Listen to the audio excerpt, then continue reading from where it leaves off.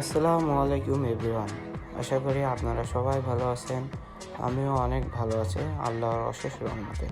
তো আমরা কেন কুষ্টিয়ায় যাচ্ছি তার কারণ হচ্ছে আমি আম্মুর জন্মদিন উপলক্ষে কিছু জুয়েলারি নেওয়ার জন্য লেডিস কর্নারে গিয়েছিলাম। ওখানে অনেক সুন্দর সুন্দর জুয়েলারি ছিল।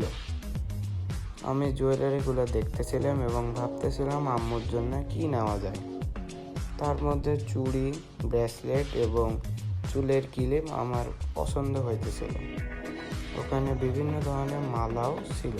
ওখান থেকে আমরা অ্যাপেলেক্সের শোরুমে চলে গেলাম। আব্বুর জন্য অনেক দিন ধরে আমার ইয়ারবাডস প্রো সেকেন্ড জেনারেশন নেওয়ার ইচ্ছা ছিল। ওখান থেকে আমি আর ফুয়াদ বাসার উদ্দেশ্যে রওনা হয়ে গেলাম। তো আজকের ব্লগটি এ পর্যন্ত ছিল। আল্লাহ হাফেজ এভরিওয়ান। আসসালামু আলাইকুম।